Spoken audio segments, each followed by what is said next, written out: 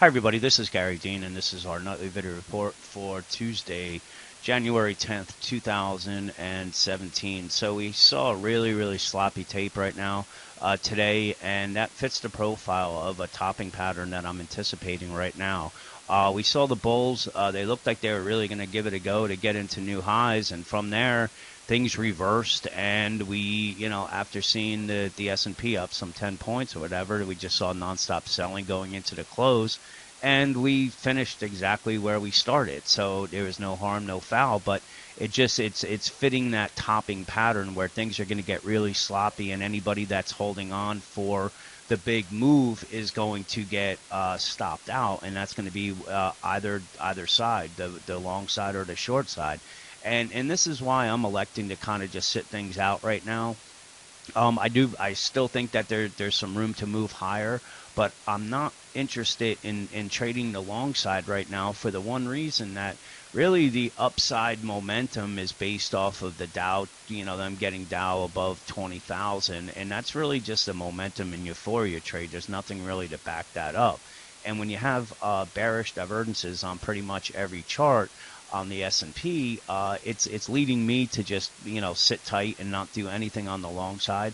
And then once we start hitting that topping end of things, like I said, we're in that topping process right now.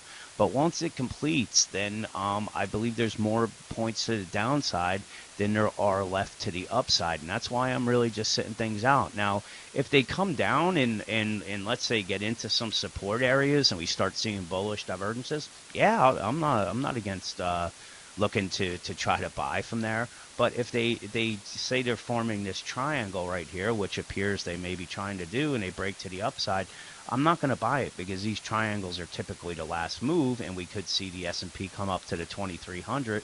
But this would be where I'm looking to take a short position if I'm starting to, if we're seeing the bearish divergences set in again and the rate of change stopping. So again, if they come down and they hold support, and we get bullish divergences, I may be interested in taking a long trade. But for me, I think just waiting to short in the next week or two will be the better trade and the safer trade. On the daily, I mean on the 60-minute charts, we have the bearish divergences. We're still very overbought, and that's one of the reasons why just breaking out is very tough right now for the bulls, because we've had such a big run already. Nobody's really trusting jumping in up here, because every time they've done that in the past, they've been treated with moves that are really sharp to the downside, and nobody wants to do that. So I don't even think that's the S&P. Sorry about that.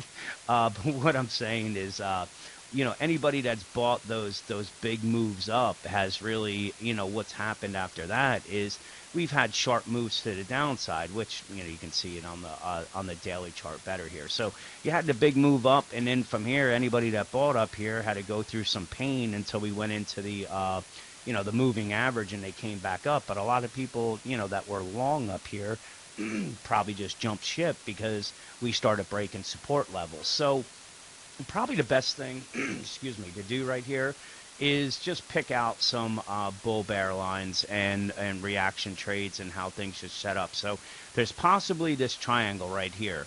Now, if the bears can push it through to 2264, there's support also at 2260.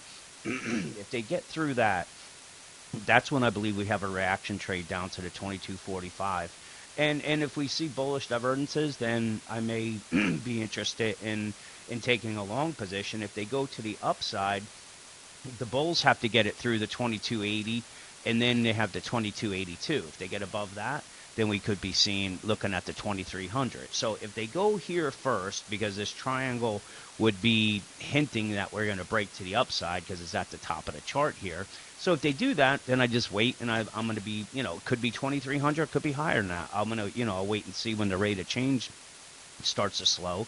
But this would be the area that you want to, that I'd be looking to short. If they go to the downside, then, you want to watch the support areas and possibly look to buy. But right now, we're just in a chop zone, and I think we've seen that anytime you try to, you're trying to buy a breakout or a breakdown, you're just, you're ending up right back where you started. So let's see what plays out tomorrow. Have a great night, and I'll talk to you guys in the morning.